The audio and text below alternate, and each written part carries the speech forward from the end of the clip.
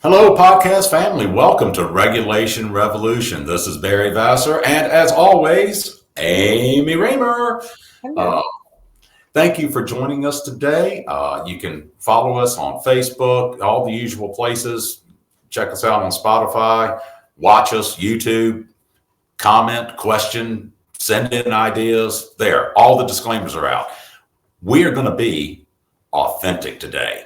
We're talking about authenticity and how boundaries are involved with that and the role of lying as well. So we've got like a nice little stew pot here of things for you. So being authentic. Good morning, Amy.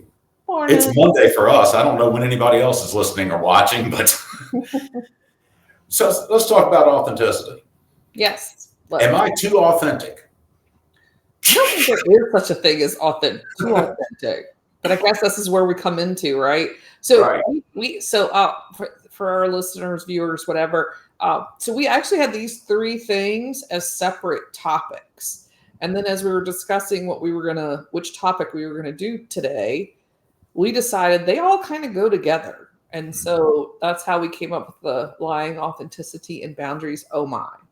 Um, so because there's an interplay right between all of those. Mhm. So like the reason that we had lying was because lying is one of those huge triggers, especially for parents with kids, and the meaning of lying and all of that, and why we lie, and as adults we lie too, but they have the like little white lies, things like that. Then we have value systems about lying, and when we get put in the position, do we tell the whole truth? Do we tell a half truth? Do we, all of that? So, is not being authentic lying? I don't know. There's a good question.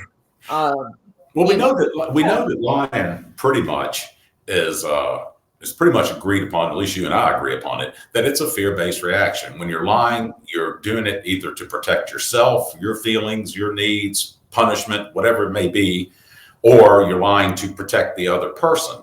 Hmm. Um, and then there is that occasional lying just to hurt somebody, but that's a different topic altogether.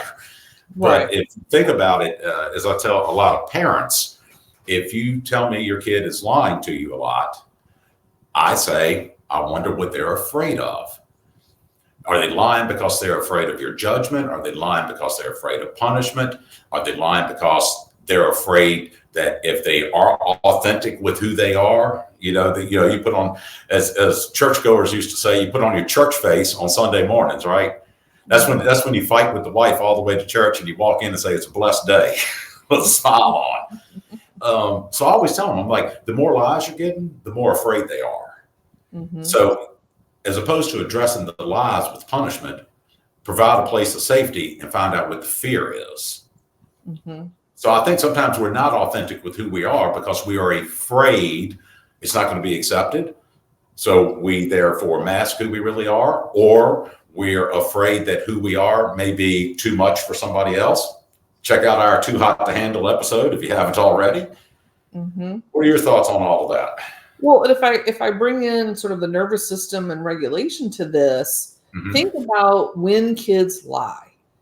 What is it as the adult that we're doing probably when they lie? It's almost the same as with dogs. People go, "Oh, he knows what he did," because of the way the dog responds. Like he come in, the pillow's chewed up or whatever. Mm-hmm. He's not actually responding because of the pillow being chewed up. He was responding because of your nervous system going, "What in the heck did you do?" Like that's what their nervous system is responding to. So if you walk in on your kid who's just, colored all over the wall, and you're like, "What in the heck is that?" You know, then they're going to be like, "Nothing. Did you color on the wall?" "No." As they're standing there with the crayon in their hand, and the thing on the wall, right? Mm-hmm. Because the fear is coming from your nervous system. They're reading your tone of voice, the look on your face, the volume of your voice, like all of those things are reading danger. So they're like, ah, and so they're not going to, come into it. So it's that they go into protection mode, and that's what lying is in a lot of those in that particular situation. Like you said, is to protect themselves. Mhm. Or potentially protect someone else. Mhm. Or to avoid something. I mean, we think about couples, right? The whole setup for when the wife asks the husband, "How do I look in this outfit? Does it make my butt look big?" There is no right answer to that, because if they say no, it doesn't, and she already knows it does, it's like, you're not being honest with me. Why wouldn't you just tell me? I asked you a question. Why can't you tell me the truth? There's your authenticity, right? Uh-huh. Authenticity. But if you're authentic, there's the but. If you're authentic and say, yeah, it does look kind of big. Oh my God, I can't believe you just said my butt looks big, right? So we can also set people up We did. to lie, right? Like to put them Yeah. in a position or to get themselves in trouble. So there's that. There's our authenticity and lying crossover there. Yeah. Well, I'll talk with parents quite often, and I don't remember where I picked it up from. It might have been me and you talking. I can't remember, but that we set our kids up. I love that phrase. We set our kids up to lie. So you look out the window, you see the kid throwing the rocks. He breaks the car window. You know what he did. Instead of just confronting him when he comes inside, you're looking at him. You're saying, "Hey, do you know what happened to the car window?" "I don't know." "Do you think maybe you hit it with a rock?" "I don't think so. I didn't throw rocks in." And then you jump them with, "Well, I was watching you out the window. So now you're in trouble for breaking the window, and you're in trouble for lying to me." I'm like, "Well, you set them up to lie to you. You automatically, you could have just easily said, 'Hey, bud, I was watching you throw those rocks out there. I think you threw one through the window. I'm pretty sure I watched you throw one through the window.'" Now there's no opportunity to lie. I saw you do it. But we do. We sometimes set our kids up to do that. We set our partners up to do that. Um, and so, but that, again, though, that comes back to you're trying to either protect yourself or you're trying to protect the other person. Um, I go back to that phrase, and I think you're pretty familiar with it. I'm accountable to you, not for you. It's very simple. And for our listeners and viewers, just a quick little lesson on that. Barry's version of it is, I'm in relationship with you. Therefore, I do owe you the truth. I do sometimes owe you an explanation or a reason. That's accountable to you. But I'm not accountable for you. It's not my job to worry about your reaction, to control your reaction, or manage your reaction. So, Amy, if you looked at me and said, "These pants make my butt look big," and I think they do, I'm going to tell you, yeah, they do.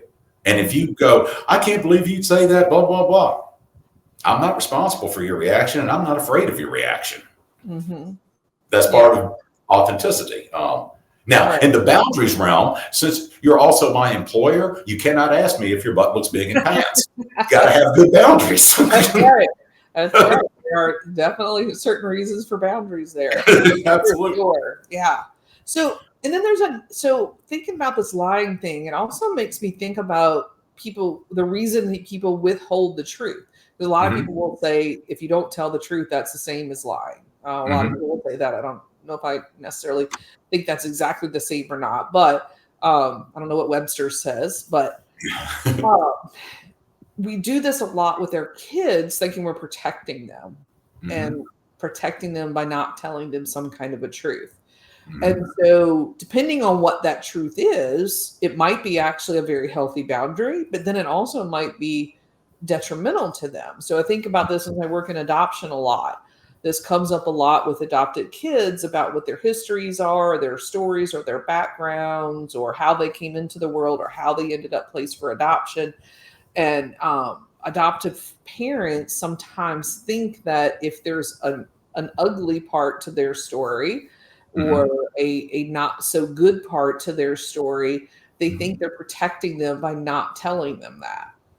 And now, again, this depends on age appropriateness, right? So when they're 3, you probably don't need to tell them these things. But when they're 10, 11, 12, they're old enough, then they want to know their history. They want to know their story. They can do that. And it makes me think of was a training that I took that was like a recorded training. It was a therapist that worked a lot with adoption. And she told the story of a boy who was adopted.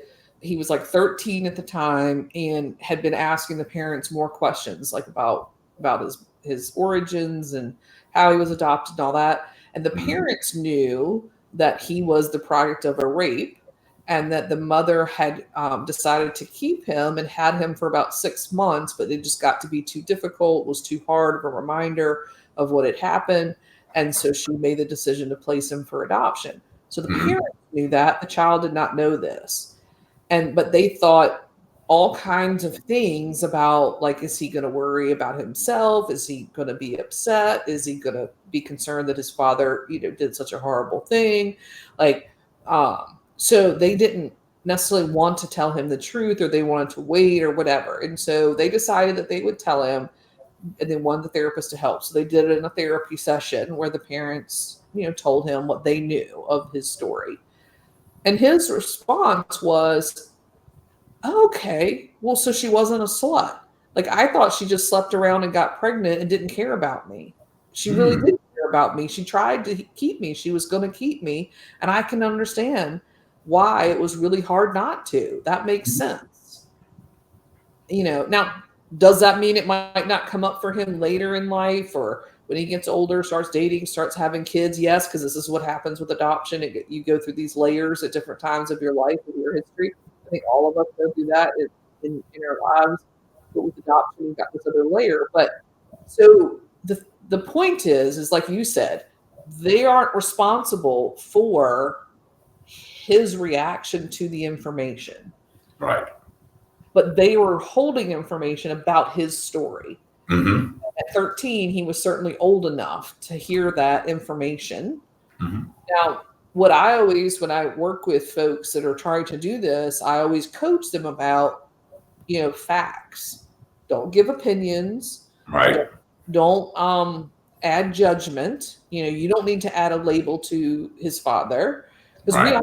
if you think about it, they probably, this is the story they were told. And what I have found out in adoption is there's usually different levels and layers to stories Mhm. and truths, right? So you don't know the reality. You were not there the day he was conceived, so you don't know for Mhm. sure exactly what happened. But this is what was in his record. This is what the story the mother told. So you tell him the story you were told. This is what we were told. This is what was in your record, Mhm. and you give the information, and that's it. So there's a way to tell a truth, I think, in that respect, without the opinions and judgments with it. Well, oftentimes when I'm talking to parents that are in that position of where they want to protect their kids, where they know what the truth is, whatever it may be, I try to remind them that kids they have a developing radar, right? We've all kind of got like an internal radar. I was like, so when the kid, I'm gonna tie these three things together: how you can be authentic, how you can keep boundaries, and not lie.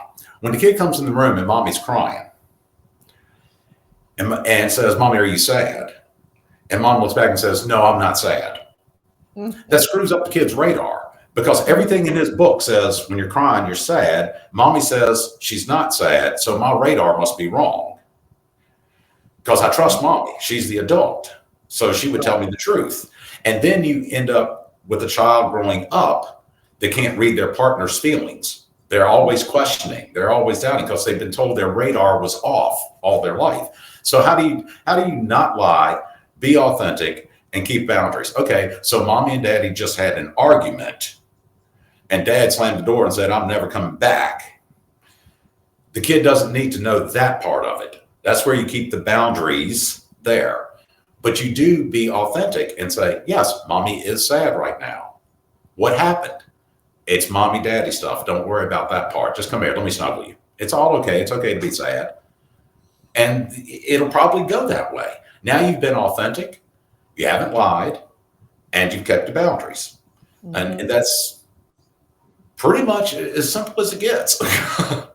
Yeah, I mean that's genuine communication. It's Hmm. congruent. So you think of congruency. That's exactly what you're describing is for kids or anybody.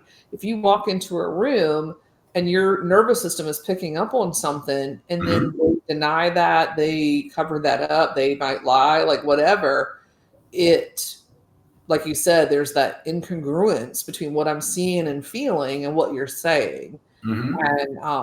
And I know that's not that people do that all the time. It's usually out of good intentions, that you want to protect people, or Yeah. you don't think it's appropriate to share, this with this kid or whatever. And so and there's no probably 100% right way, but we're not saying that you should be 100% truthful, 100% authentic, blah, blah, blah. What we're just saying is don't worry too much about the impact of it other than having good, healthy communication. And you Well, can yeah. do that with kids as well as adults. So what's funny is it's like we become inauthentic with our kids sometimes out of caring and protection, right? That's the motive as the parent. I'm trying to protect. I don't want them to be hurt, or it's not appropriate to share, blah, blah, blah. But when we're adults and with other adults, I don't even know why is it more about protecting ourselves at that point? Maybe, I don't know. It's interesting the difference between how we approach it as a parent in our role as a parent versus how we would approach it, say, in our role with a partner. Well, it is. And I mean, as you grow older, I think you have more experiences where you've learned, probably as a child, even starting there, when you were authentic, being honest and upfront about who you are, you probably experienced some sort of rejection, some sort of judgment at some point. And then you learned, okay, well, I can't really be myself, or I can't really communicate the way I want to communicate because this is not received. And so you have multiple experiences where that occurs. It shifts when you become an adult. You've kind of got this model in your head that I can't be but so honest because people are going to reject or judge or whatever. So you're doing it to protect yourself because you don't want to be rejected. You want to be accepted. Ergo, that's why we have peer pressure as teenagers, right? We want to be accepted, and we've learned the truth. But you see, now I put that back on the adults, though. I put it back on the parents. If your kid cannot be honest with you, maybe you're not that safe place you think you are. Mm-hmm. Like, I admire this individual that I know. It's outside of the counseling field, but I love watching when I get to see it, this relationship between them and their child, because it is just this authentic. And here, I'll give you this out. It was just so funny. It was like, do you know how the hole got in the wall? Kid said, yep, I got mad, punched the wall. Okay, you got to spackle it and fix it and paint it. He goes, yep. All right. It's your wall, not mine, but it's my house. Fix the wall. No lying, no nothing, no explanation. But that's just the way the kid is. It's like, hey, who peed all over the toilet? It's like, I did. The kid's just sat up front and honest. Why? I was in a hurry, didn't feel like lifting the lid. Go in there and clean the toilet. All right, next time lift the lid. That parent is just like, so, what's the natural consequence, right? You punch a hole in the wall, you got to fix the wall. You peed on the toilet, clean the toilet. Mm-hmm. I'm not taking the Xbox. I'm not kicking you out of the house. But it's interesting watching that. So that kid's learning to be authentically who they are. Yep, I did it. And also learning to own their mistakes, or to own their, whatever's, because because the parent is not passing some judgment on them or calling them you slob or losing their cool about it. So it can work, and I've seen it work. So well, it makes me kind of lead to that whole. There's a saying about, if I make a mistake, I am a mistake. So it comes to that internal working model that, we get from those overall messages over and over and over again. This is not just a one-time thing as a kid. This is usually over and over and over again. But if every little thing someone does wrong, the adults around them act like their world is coming to an end because of it, you start to feel like on eggshells about just living life. And then you also start to feel like, if I screw up, I would imagine maybe this is how some perfectionists are born, right? If I screw up, the world ends, or everybody dies. And so I can't screw up. I've got to get it right all the time. So, it's funny how the opposite of what we're trying to do ends up happening. Because Right. if we're trying to teach kids, we're trying to help them, we're trying to protect them. But if we do it when we're dysregulated, when we're bringing that Mhm. back to regulation, right? If we do this when we're dysregulated, then we're going to have the opposite effect of building Right. the confidence, of helping them to learn. They need to be able to think for themselves. They need to understand, if I mess up, that's okay, but I could, I'll fix it. And Mhm. we're not talking about intentionally doing harmful things. We're talking Right. about, they're rushing to the bathroom and they make a mess, or, they were mad and they, instead of punching the bed, they punch the wall, whatever. But what a skill they now have to learn how to spackle a wall, right? Like, that's a great skill to have, because you never know when you're going to need it. Mhm. So yeah, I mean, I, I know it's an old beat up kind of a thing, but teaching or discipline is supposed to be about teaching, not punishment. Right. And so, that's what you're doing, but the parent isn't losing it when this happens. That's the key here, is the parents not falling apart because the kid messed up. Well, that's staying at the top of the ladder. That's staying in that ventral place, in that where you're a place of safety. And I wish that, and I don't always get it right as a parent or as a partner myself. But whatever has happened, it's already happened. And now it's just about the reaction, how you're going to handle it. Kid colored on the wall. Yelling about it doesn't change the fact he colored on the wall. It doesn't get the wall clean.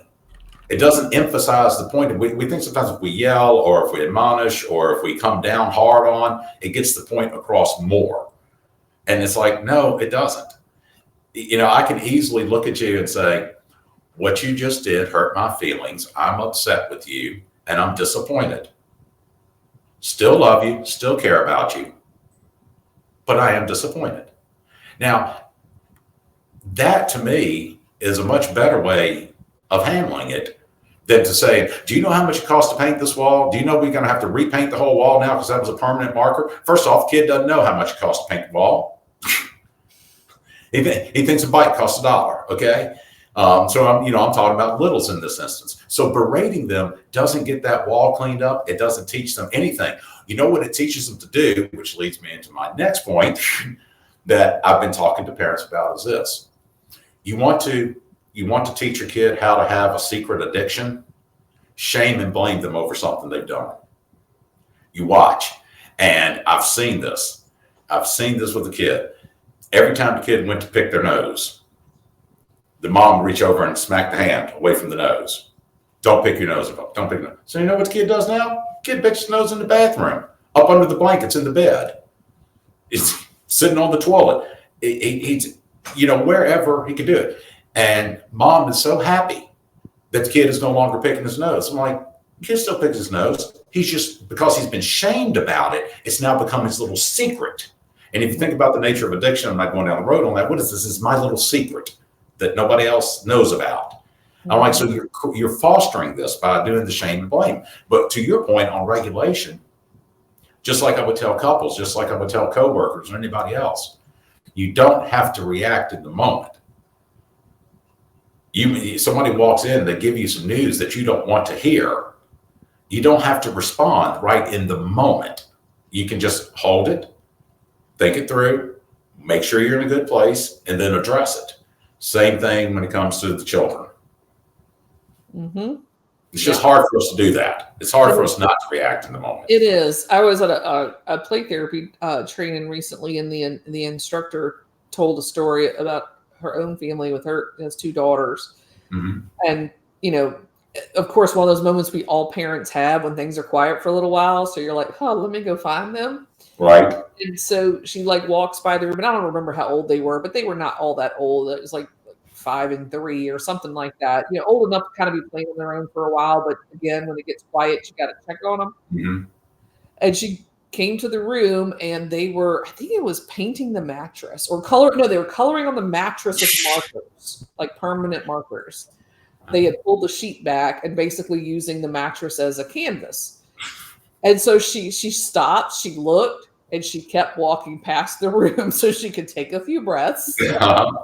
She walked by again, like And so she took a moment, right? Like to, take a breath. I don't want to respond to this with that first, burst of upset or whatever. And she talked about how she had grown up with a mother who was very like reactive and would mess up or make a mistake all over you. So Mhm. she's been very purposeful of like trying to not bring her own mom out, right? Like not Right. that same reaction that she got as a kid. And so, she comes back and she just walks in, picks up the markers, puts them back in a bucket or whatever, removes them, and pulls the sheet over them. And because the mattress was still in decent shape, markers dry quickly. Mhm. So you couldn't see it when the sheet was pulled over it, right? Yeah. Just pulled it over. But she had to deal with that inner message that she had as a kid of Mhm. the world is horrible now because you screwed up. Right. And for kids, often we don't understand, and maybe we do as adults, and I don't know, but kids have a hard time understanding that you can be upset with me and angry with me and you still love me. Right.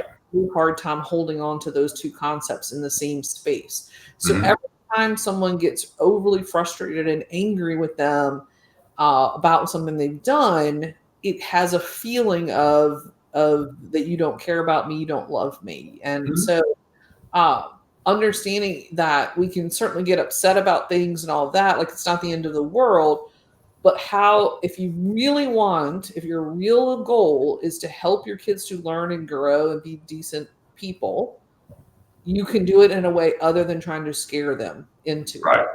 And so that fear based or our own fear ends up scaring them, even if it's not your intention. And so dealing with our own internal dialogues and our own internal views of things and the messages that we probably got as a kid, because people will say all the time, like, I'm not going to do this like my mom, I'm not going to do this like my dad.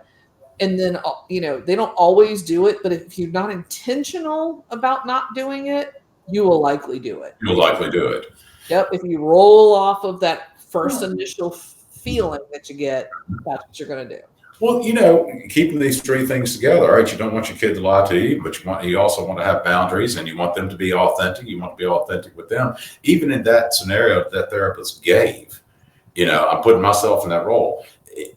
On a good day, I would walk in and say, that's some beautiful artwork. I love how you colored this over here. You guys have been playing so nice. You used the whole mattress up. You used permanent markers. That's kind of surprising. Remember, we talked about don't use the permanent markers, but the artwork looks beautiful. So that's all the truth. There's no lying there. Now I'm going to convey where we've got the boundaries in there of, you know what? Maybe I can get you some big sheets of paper and we can use the paper instead next time so you can do even more artwork. And that way you can do multiple times. But for right now, here, can we put the sheet back over the mattress and let's do this? And there's no harm in setting that boundary. And this is actually out of play therapy. This is, our APT that's targeting alternatives. Mm-hmm. Mattresses, though, are not for coloring. So Right. there are some paper. Remember, we talked about paper is for coloring. Here you go. So, and again, if we talk about tiger and owl, if our tiger comes out, we're hollering about that. Their owl has flown away. Their hippo has gone under the water. Mm-hmm. And you're hollering at them. You're supposed to be using paper. I've told you a million times you're supposed to be using paper. And you've got a whole stack of paper right over here, but you're coloring on the mattress. Do you really think they're going to remember about using paper? No. Because the hippo's under the water, so they're not going to remember. The owl has flown away, so they're not learning anything new. They're not processing anything. They're simply feeling fear. Exactly. So if you were to use your example or her example, because her implicit message was, we're not supposed to be coloring on the mattress, but she didn't yell. She didn't yank the markers or whatever. She just took the markers, and that was the boundary. She set a boundary. Because if you think about it, as adults, this is probably where our tigers wake up. At say, and again, I don't remember exactly how old her kids were, but they weren't all that old. A 5 and a 3-year-old still need some supervision. Mm-hmm. Or maybe the markers usually get kept, up where mom supervises the markers, right? Like we Mhm. only get them down, when it's mom's going to be coloring with you, so I can keep Mhm. an eye on, or dad or whoever, right? Usually we're upset because we failed to do something we were supposed to do. Either that's provide supervision or keep it put away, Mhm. or supervise that activity while you're doing it. So like in play therapy with kids, oftentimes I set boundaries with things where like paint. Well, some kids are gonna like, they're gonna want to put like, the whole tube of paint, onto the plate because they don't have that regulation yet to figure out exactly how Right. much they need. They're not thinking about how much it costs. Now, if they were to do that, I might be going, oh my God, like I just bought these paints and like one kid has used the whole tube. My own tiger, right? However, what I can say is, you want red? Okay, I'll put some red on the plate for you. And I'll Mhm. put some red on the plate. Okay, what other color would you like? I'm setting that boundary that's Mhm. appropriate for their age, their regulation, their development. They still get to paint because I'm Right. here supervising it, even though they're fairly young or whatever. So now, if they were a teenager, they're probably not going to squish the whole thing in there because they know they don't need the whole thing, right? Right. They've developed that ability to use an appropriate amount of, like glitter or paint or whatever. So our tiger comes out because we didn't set an appropriate boundary or structure, Mhm. and then we feel like we've messed up, we've failed because we just saw them fail, which means we failed, right? So here's the domino effect. I traced one time some of my decisions in life and different people that I had frustrations with, and different situations. And I got to thinking about it, got really kind of introspective on it, and yeah, I'm just mad at me. that's it. I look at everything. You parents out there, get the kids a puppy. Kids want a puppy, right? To get a puppy, you're going to clean up after the puppy. You're going to walk the puppy. You're going to walk the dog. You do all this. Puppy tears up the house. You're mad at the kids for not watching the puppy. Well, who bought the puppy? You did. Why'd you buy a puppy for a 3-year-old and expect them to be able to take care of it? Dummy, you.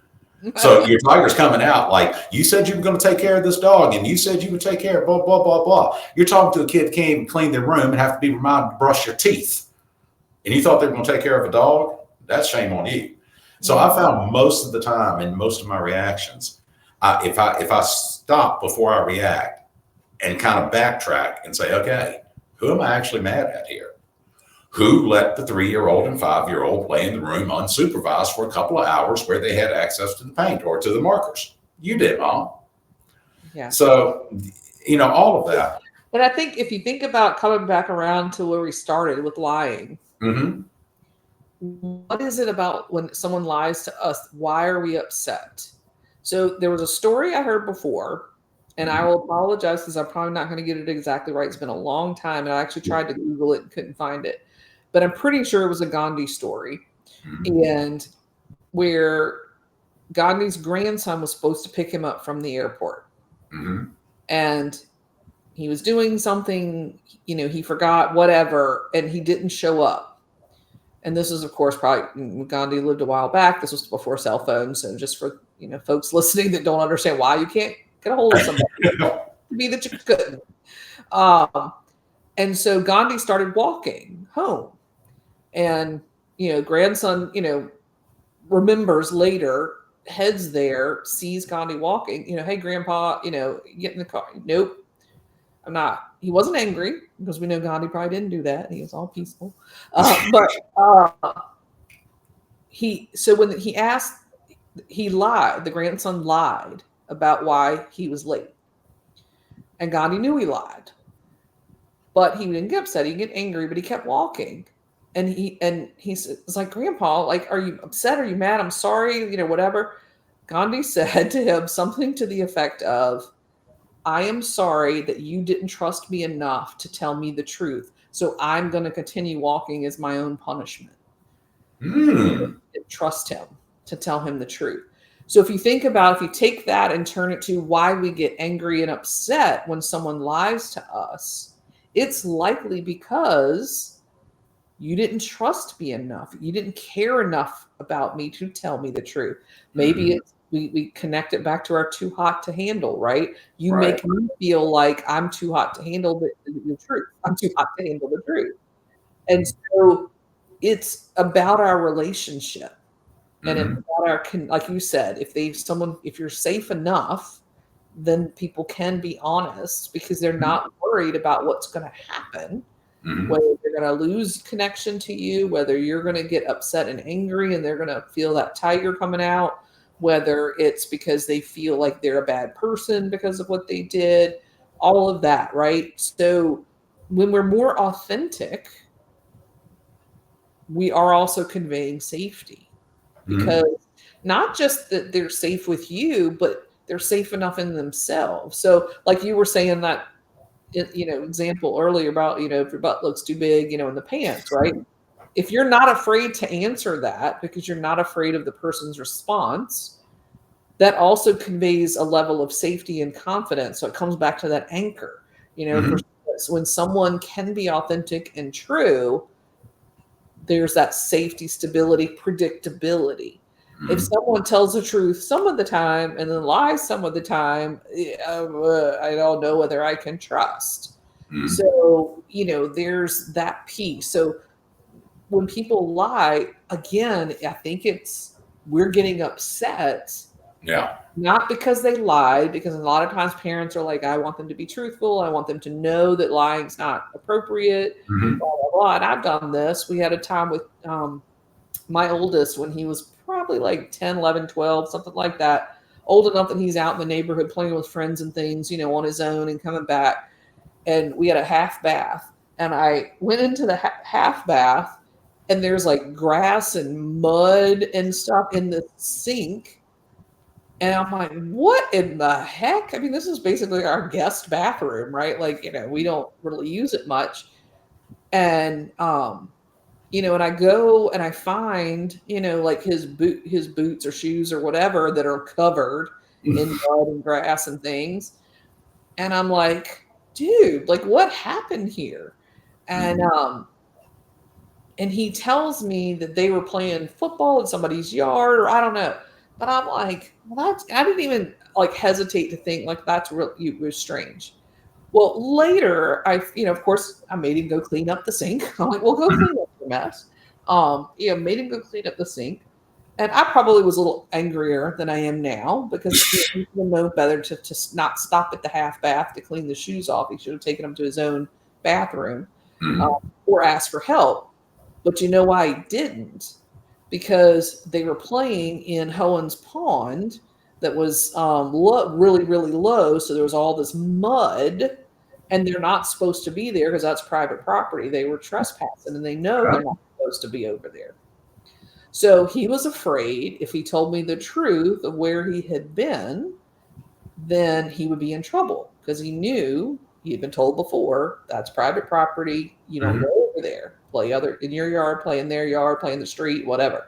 So Yeah. don't go in their yard in the pond area. So I don't know what he was thinking. I don't know if he thought he was going to hide it. I don't know what he was thinking because kids don't. But that was like you said, he was lying to protect himself because he knew he had done something he had been told before not to do and knew he'd probably end up in trouble. And of course, now we did the same thing. We are like, well, you lied too. So guess what? And I told him, I said, if you had told me, I would have just said, well, dude, you're not supposed to be over there. Don't go over there anymore. That That would have would been good. have but I do have a very big like button around lying, and I'm like, because you lied, now you're in trouble. But like the point was, I'm trying to teach him a lesson that Right. I didn't know back then that by punishing his lying, all I'm doing really in a lot of ways is reinforcing the fear. Well, you're reinforcing the need to lie. I got to Yeah. get better at it. Yep. You Yeah. know, this is, He's stunk at it his whole life. I still yeah, he still but does. this is one of those. Just this week for me, it was an interesting experience that I sort of had maybe I did get something right with one of my kids moment. have an adult son. And some time ago, we knew a movie was coming out. And I looked at him and he was like, "Are you going to go see it without me?" I was like, "No." I said, "I'll go see it." I said, "I promise you." So I said, "I promise." I said, "I promise I will not see it without you." And he said, "Great, appreciate it. Everything else." So as the week rolls around, movie's getting ready to open up. I say, "Hey, I got some time here, here, and here to go to the movie." And he said, so honest. We were on the phone, we were talking, and I just love it. He said, "You're not going to go see it without me?" And I was like, "No, I'm not going to go see it without you because you promised." And I said, "I promised." He said, "I promised my girlfriend that I would take her first." I said, "Okay." And what clicked in my head was he never promised me he wouldn't go without me. Mm-hmm. I promised him I wouldn't go. So I'm going to keep my word. I'm not going to go without you. I said, I know you will probably go a second time anyway. So I will just take you the second time and still take you to movies. But it wasn't, "I'm tied up this weekend," or "I can't do it," or "I've got other plans." It was new. There was no compulsion to lie. He just flat out said to me, "I promised my girlfriend I would take her first." And I'm like, "Honor your girlfriend. You promised her." I said, "I'm going to honor my promise. We'll go next weekend." But I realized, I started reflecting on that somewhere in there, some safety had to have developed, because I started thinking about all of these different times of, well, why can't you do something? I hit a tree with my car. How come I have to pick you up? I ran out of gas. Just these different things. And I could remember so blatantly. I loved it one time when I was saying, "Well, how about we go out to eat this day, this day, blah, blah, blah." And so we kind of scrambled days. And he said, "Let me just be honest with you." And I was like, "What?" He goes, "I don't want to go out to eat with you this week." And I was like, "Okay." He said, "I got a busy schedule. I got a lot going on." He said, "And it's really stressing me out trying to find the time to make this happen. And I would just be doing it to make you happy. And I would be miserable doing it. And then you would complain that I wasn't any fun." And I was like, mic drop. Okay, got it. Let me know when you got some time. But I just kept remembering those scenarios over this week. And I was like, kid's always been straight up honest with me. So, but he also has well, he has a little bit of his dad in him with that. I really don't care what you think. A little bit of genes going on there. I'm like, not only am I accountable to you and not accountable for you, I really don't care. So there are boundaries, right? So he's got boundaries. I've got to work. I made a commitment to my girlfriend. There's my me time. And then, Dad, yes, you are bottom of the barrel. And that's okay. It should be that way. He is a man now. He's got obligations. So he's got his boundaries in there. He's being honest about things, and he's definitely being authentic. So I'm like, something must have gotten right there, to where you can look at your family. And I think about all the families out there that do this shell game, shuffling around. Why not just say, "I don't want to go to your mom's for Thanksgiving"? Mm-hmm. We don't do that. We go someplace. Oh my gosh, there's that big thing when you talk about new couples, right? When they come together, when you're trying to, because you've got traditions, you've got all of that. And I mean, even our family has figured out how to make some shifts because of the family growing and more, grandkids, and then the older grandkids getting married, and like, you can't do things the way that you used to always do it. Sometimes you have to make a shift.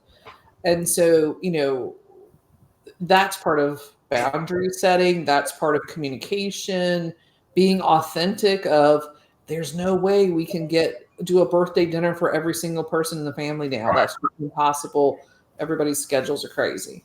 I think for a lot of the couples that are out there, I know we're kind of running up on time here, but I think for a lot of the couples, whether they're married or not, just in relationship with each other, the ones who feel like they're the most miserable, or, it can be your partner, maybe you got a terrible partner, who knows? But I think it does. It comes down to, I find a lot of them do not have clear-cut boundaries that they keep. They also are living a lie to a certain degree. They're trying to be something for their partner that they authentically are not. you know? And so that's where you get the guy that's always complaining about the girl, complaining about his wife or whatever. She makes me do this, she makes me do that, blah, blah, blah. She doesn't make you do anything. And you're miserable about it. Well, that's because you're living a lie. You're pretending that you're interested in watching that show. You're pretending that you want to go to that movie. You're pretending that you want to do that. And then she looks at you and says, "Oh, it didn't look like you had any fun picking flowers today." Well, you never want to pick flowers to begin with. So then you lie to her and further by saying, "Oh, no, I really enjoyed it. It was just, it was a hot day." No, that's not it. You didn't want to go to begin with. You shouldn't be. Now, what does it tell you about the quality of your relationship? That you can't be honest enough. There, we come back to safety and regulation, that you just can't be honest in it. And so that's where I see loose boundaries, living a lie, and not being authentic. And that's what I encourage people continuously. Figure out who you are. Figure out what you like about yourself, what you don't like about yourself that you want to change, and what you don't like about yourself that you can't change. And get to know you. Be the best version of you that you can be. So be honest, be authentic, set your boundaries that protect you and your mental health. And if the other person doesn't like that version of you, toodaloo. Toodaloo. They have to figure it out. You gotta figure it out. And that's how we live with each other, is we understand ourselves better. And then it helps us to understand others too, because that's how you end up being in relationship with folks, especially folks that maybe do something different. If you have something you enjoy, but your partner doesn't, well, guess what? There are other people who probably enjoy that. And then you find those people to go do that with. Well, it's got to come here to the end of it. In terms of regulation with this, and you might have a better twist on this than I do, a better spin on it. I think for people in relationship, partners, and the parent-child relationship, so in both of these areas, if the person is lying to you or they're not being authentic with you, I would be questioning, what does it say about my regulation? What is it about my capacity for safety? What is it in my reaction, my tiger, all of that? What is it about my regulation that makes this other person feel like they cannot tell the truth to me, or make this kid feel like they can't tell the truth? If now, I'll flip that over. If you're the one doing the lying and don't feel like you can tell the truth, so going the other way around. Well, and then also, we also have to look at too, though, is like our partner's experiences. So if they grew up in a chaotic, dysregulated household, you just getting mad that the printer won't work can make them feel a certain way. What you have to realize is that you have a right to your own feelings. Right. They also have to deal with how it feels to them. Right. So as long as you're just cursing at the printer, you're not yelling at them because of the printer. But if you're just cursing at the printer, but they just hear the cursing and the escalation in your voice, they might want to run away. Or they might want to try to make it better and fix it, right? So both people have to realize what's going on here, but in order to have that good partnership and communication. That's the accountable to you, not for you. Right. Hey, honey, I know you get upset when you hear me yell. I was yelling at the printer. I apologize to you because I know that triggers you. Now, that's my accountable to you. Now, if they're mad that I did that, if they're upset about that, I'm not responsible for your reaction. I just owed you that. Right. So, all right. Spotify, Facebook, website. All that fun stuff. All that fun stuff. If you enjoy it, I know that everybody always says it, but yes, please subscribe, because then you'll get notified when we put new ones up and things like that. Doesn't hurt anything, doesn't cost anything to subscribe. So yeah, try it. Well, Amy, until next time, I guess I will wait it out and catch you down the road. Sounds good. See ya.